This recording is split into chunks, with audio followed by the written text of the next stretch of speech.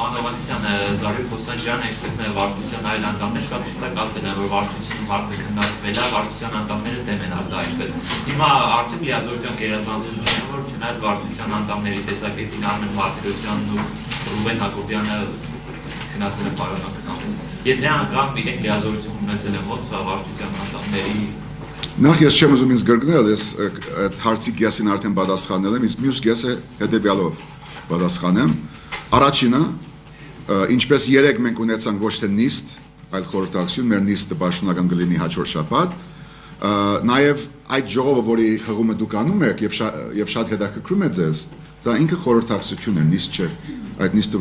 այդ խորհրդակցությունը չէր կարող որոշում ինքը կայացնել։ Եվ դրա համար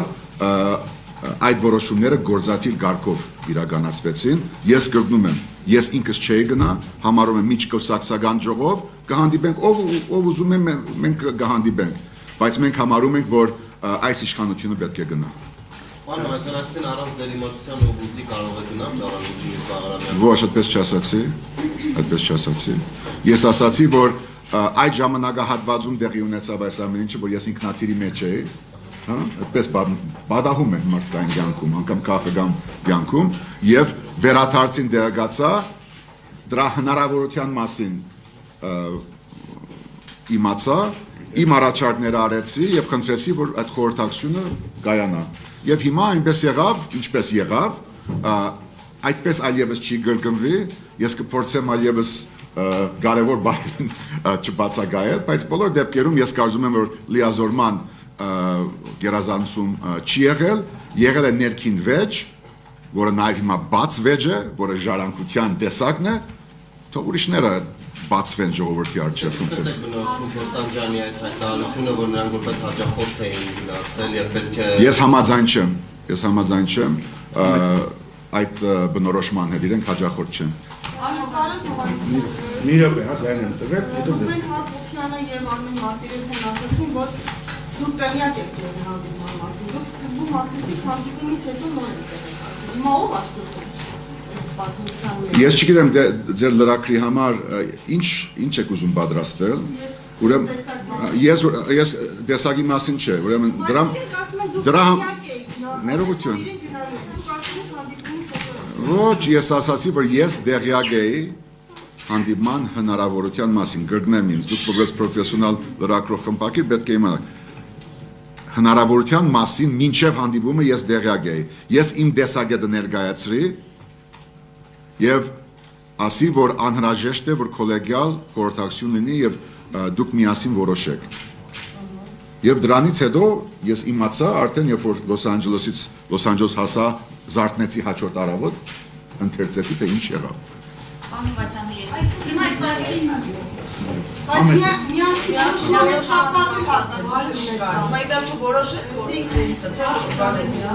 Դուք երևի մի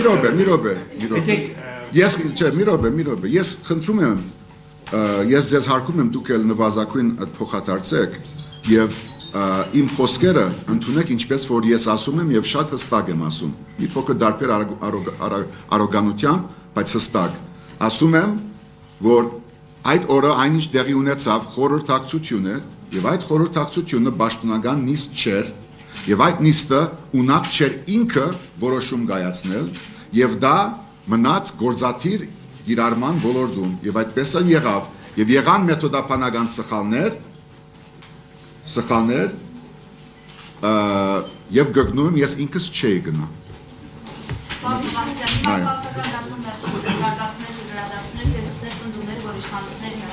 Ձեր դիտարկումները, ձեր ինչ-որ տեսնում եք, ինչ կա մեր քաղաքական դաշտում եւ ինչպես է այս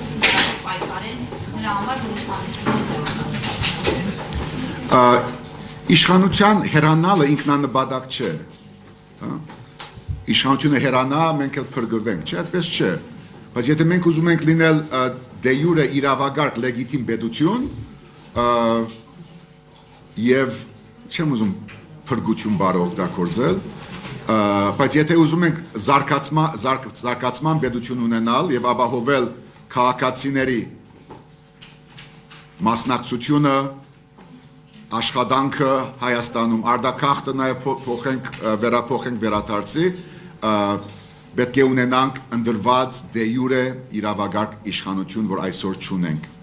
Եվ եթե այդ իշխանությունը ունակ չէ դա գիտակցել, որ ինքը գործանում է երկիրը, ինքը Սերժ Սարգսյանը միգուցե իր գամքից անգախ, ես չգիտեմ, բայց այս իշխանությունը, այս քաղաքական մեծամասնությունը գործանում է երկիրը։ Ես ասացի, որ ես իր հետ դուրս կգամ, խնդիր չկա, հա, բայց հետևյալն կարող եմ ասել, եթե որևէ մեկը բادرանք է դածում, քաղաքացիական հատվածում լինի, թե քաղաքական կուսակցություն, թե նոր կուսակցություն դարձող մի ուժ, եթե ինքը բادرանք է դածում, որ ինքը մենակ պիտի կա եւ փրկի երկիրը, այդպես չի լինելու։ Ես տեսնում եմ, ինչպես տեսնում եմ անցյալ տարի, տեսնում եմ կոնսոլիդացիայի ուժերի համադեղման ուղին։ Ուրիշ եղանակ չկա։ Մի տարի դվեցինք այդ ուժերի համադեղման, էլի վիճահարույց, էլի չստացվեց, իմ ժամանակ 2 տարի առաջ մենակ մնացի չուզեցին գալ, ոչինչ, 2 տարի հետո համաձայնության եկանք եւ նորից չեղավ։ Եվ դրա համար ես ասում եմ, որ ժողովուրդը կարող է համբերադար լինի, կարող է հիասթափությունից բարբերաբար դուրս գալ, բայց ինչ որ պետք է լինի հաջորդիվ, դա մի ուժի անելիքը չէ։ Այդ ուժերը պետք է միասին գան եւ այս անգամ դղամարդու խոսքը իրենց պահեն իրար նկատմամբ եւ ժողովրդի նկատմամբ։ Դուք նշեցիք, որ մեթոդաբանական սխալներ եղան, որ մասնակցեցին, եւ այդ փաստը բազմիցս քննադատվեց, վարկանիշների չընտրելով ընկավ ժառանգության։ Հիմա այդ մեթոդաբանական սխալի պատասխանատուն ով է, միայն բառերի թեման էլի։ Մեթոդաբանական սխալի պատասխանատուն ես եմ, իսկ վարկանիշային գուշակումներ անելուց առաջ միգուցե արժի հիմնավորումներ փնտրել նոր։ Համեցեք։ Ժառանգությունը ունի միասնական որոշում, այսուհետ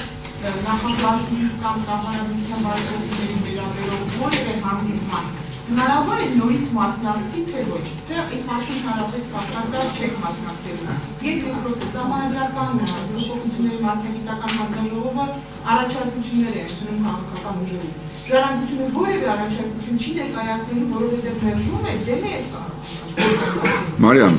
երևի ուշացար, չլսեցիր, կամ էլ լավ չես հետևել, կամ ճիշտ չես հետևել ժառանգության արածը, չգիտեմ ինչ պատճառով, ժառանգությունը իր խմբակցությամբ ոչ միայն խորհրդաժողով է հրավիրել անցյալ տարի, մի րոպե, ձեռքով մի արեք։ Որևէ հարցի այս հարցով նախագահի հետ, սահմանադրական հանձնաժողովի հետ կմասնակցեք քննարկման, դա այլևս փակված է։ Շատ լավ։ Հիմա ես էլ հիշեցնեմ ձեր հարցը։ Դուք մի հարց չունեք, դուք մի քանի։ Ուրեմն թույլ տվեք, որ ձեր մի քանի հարցերին պատասխանեք։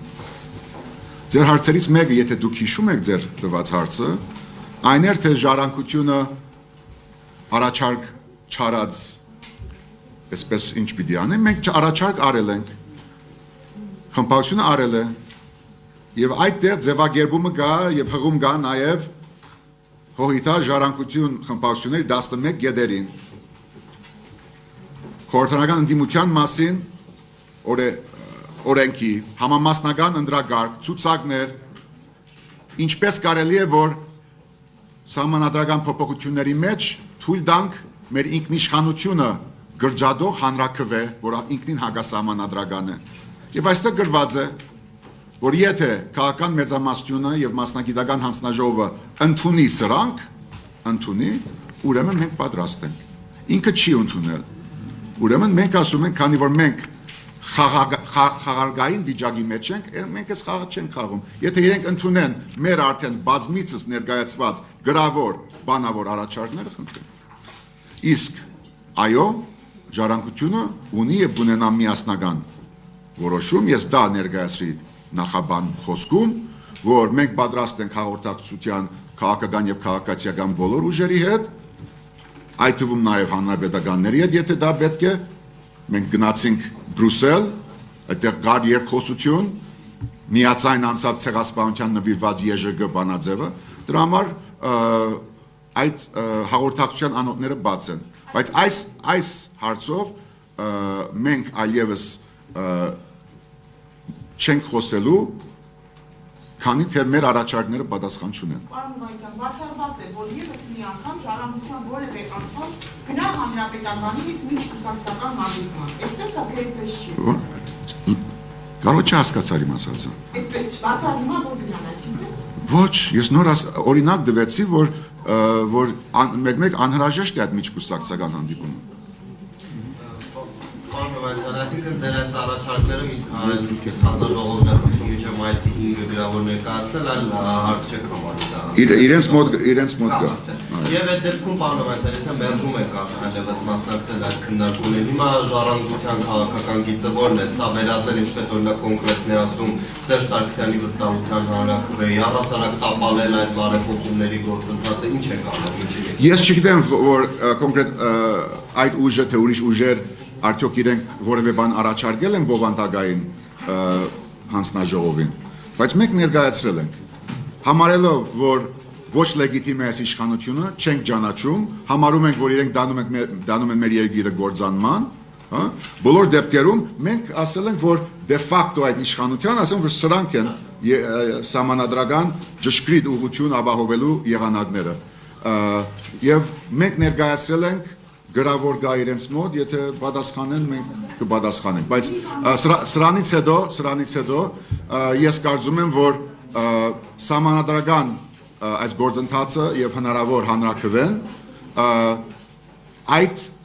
գրվաններից մեկը կլինի, ոչ թե առաջինը կամ վերջինը, մեկը կլինի, որով ժողովուրդը գարդահայտի իր անվստահությունը այս իշխանության նկատմամբ։ Եվ ճանապարհ իշխանափոխության համար։ Ես հույս ունեմ իշխանափոխություն ոչ թե վասն իշխանափոխությանը, իշխանափոխություն երկիրը փրկելու համար։ Պարոն Հովհաննիսյան, որևէ քայլեր արվելու են, որպեսզի ցույց չտաք սահմանադրական փոփոխություններ անցկացվեն, հանրահավաքներ, ինչ-որ ակցիաներ, մյուս ուժերի հետ համատեղ գործող։ Ես չեմ ուզում առաջ ընկնել, դուք գիտեք, որ 2005 թվականի փոփոխությունների նախագծի օրերին ես 3 օր հրապարակում կանգնեցի, գային ցույցեր, գային դարբեր մոտեցումներ։ Ես դա չեմ բացառում, բայց ես որ խաղ եմ ասում, ես դա չեմ ասում այսպես գոշ, այսպես փողոցային իմաստով։ Իսկապես խաղ է։ Մենք հիմա չգիտենք կլինի հանրաքվե թե չէ, կլինի խորհրդարանական թե նախագահական, ես կարծում եմ, որ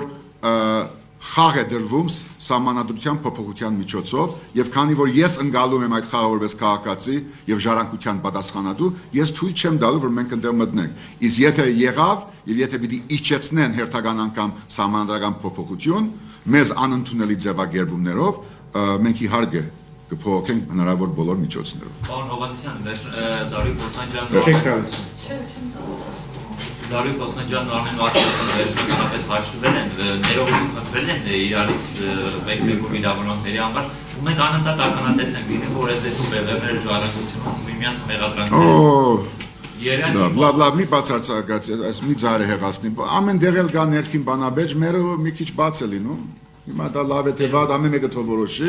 ներողությունը ես եմ խնդրել բոլորի համար։ Պարոն Հովհաննիսյան, բայց այդ բանավեճը շատ լուրջ է, պարոն Հովհաննիսյան, Արմեն Մարտիրոսյանը անգամ Զարուհի Պոստանջյանին ասել է, թե Բաղրամյան 26-ի հաճախորդ ինքն է, որպես տորպեդահարել է ամբողջական իշխանափոխության։ Դա ճիշտ չէ, ինքը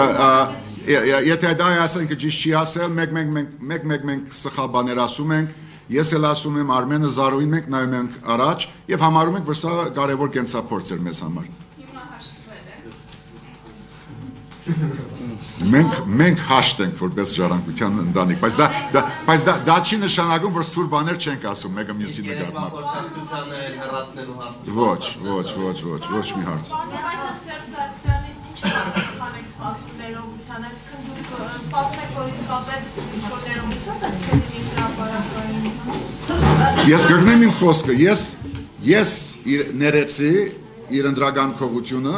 եւ հիմա ինքը ժողովրդից պետք է ներողություն խնդրելու իր ձևը, իր եղանակը գտնի։ Ինձնից որևէ բան պետք չունի։ Եթե Սերժ Սարգսյանի կողմից նորից ինչ-որ հրավեր լինի քաղաքական ուժերի հետ խորհրդատվության, դուք նորից դեմ կլինեք, բայց խորհրդատվության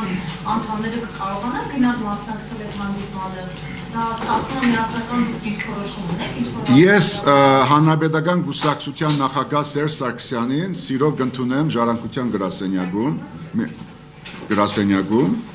Եթե ինքը ուզում է դրանից հետո ինձ հրավիրել հանրապետականի կենտրոնագայան, կքննարկեմ, սիրով կփոխադարձեմ, բայց չգարձեք, որ այդ հայտնի հանդիպման ընթացքում դեմ առ դեմ թեթ-աթեթ չի բարձրացվել լեգիտիմության, արդահերթ ընտրությունների եւ մյուս հարագից հարցերը։ Բարձրացվել են եւ ինչ որտեղ լավ է որ բարձրացվել են, բայց այնտեղ այլևս այդ հարցով չենք հանդիպի։ Թող համենամեզ մոտ։ Պարոն Համասյանի երեք Լևոն Տեր-Պետրոսյանը Ես մի հատ Համեցեք։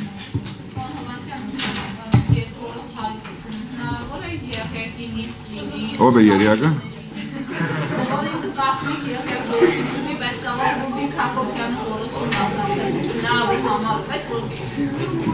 Կոնկրետ լուրջ չէ, որ երակի մասին է խոսում։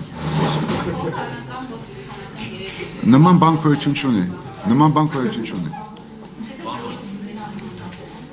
Երեք Լևոն Տեր-Պետրոսյանը հայոց ցեղասպանության վերաբերյալ իր նախագիծը ներկայացրեց, մի քանի դեպքերի բաղկացած ծանոթացել եք դրան եւ ձեր կարծիքը էթերի վերաբերյալ։ Շատ հետաքրքիր վերլուծություն է, անհրաժեշտ է այդ հանրային բանավեճը, համաձայն չեմ գեդերի զգալի մասի հետ, բայց բոլոր դեպքերում խիստ ուշացած եւ արդեն գիրառումից դուրս եւ վերջում համաձայն եմ նաեւ այդ քննադատությունների հետ, որոնք հնչել են, որ